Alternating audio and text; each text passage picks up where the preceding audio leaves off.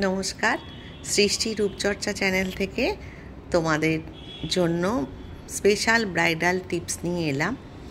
দুদিন ধরে তোমাদের সঙ্গে শেয়ার করেছি কিভাবে ব্রাইডালরা নিজেদের স্কিনকে প্রিপারেট করবে এবং অতিরিক্ত ড্রাই স্কিন হলে তারা কিভাবে স্কিনের যত্ন নেবে।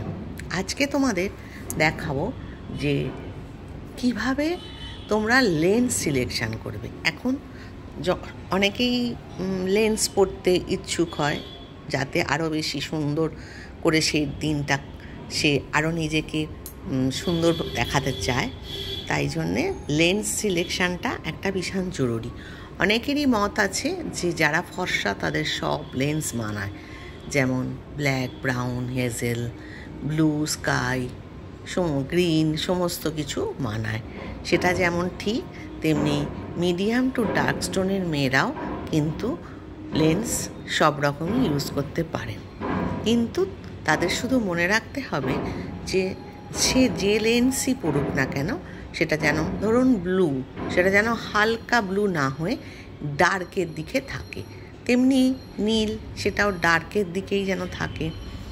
তবে সব থেকে বেশি ডার্ক টু মিডিয়াম স্কিনের জন্য দরকার ব্রাউন, যেটা আলমন্ড ব্রাউন হতে পারে, ডিপ ব্রাউন হতে পারে। ব্রাউনটা তাদের বেশি করে প্রয়োজন, বেশি ভালো লাগে, তাদের সাথে বেশি স্যুট করে। তবে যদি কেউ অন্য কালার পরতে চাও, তবে তারা অবশ্যই লাইট শেড না নিয়ে ডার্ক শেডের দিকে যেও, যেমন dark blue, dark hazel, dark brown, almond brown, black. ডার্কের দিকে হবে, কোনো লাইট শেড তাদের জন্য ঠিক নয়।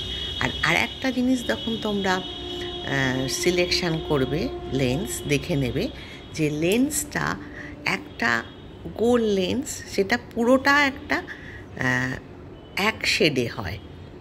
আর একটা হয় ধরো ব্রাউন, তার চারপাশটা একটা ডার্ক ব্রাউনের গোল দেওয়া থাকে, মানে রাউন্ডভাবে সে লেন্সটার চারপাশে ডার্ক ব্রাউন, আর তার থেকে অল্প ফেড ব্রাউন হচ্ছে ভেতরটা। তেমনি ব্ল্যাক, ধরো আরও ডিপ ব্ল্যাকটা চারধারে থাকে এবং ভেতরে একটা ব্ল্যাক, একটা গোল বর্ডার দেওয়া থাকে। সেই লেন্সগুলো ডার্ক টু মিডিয়াম টোনের জন্য বেশি প্রয়োজন বা বেশি ভালো লাগে।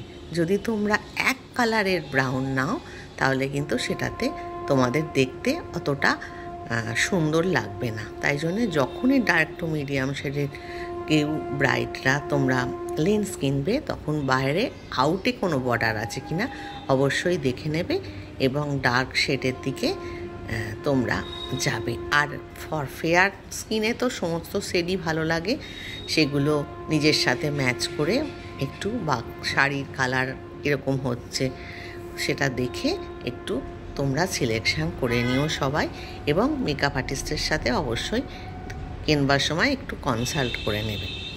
আজকে গেল লেন্স, এর পরে আসছে মেহেন্দি। মেহেন্দি নিয়ে তোমাদের পরের দিনের টিপস থাকবে।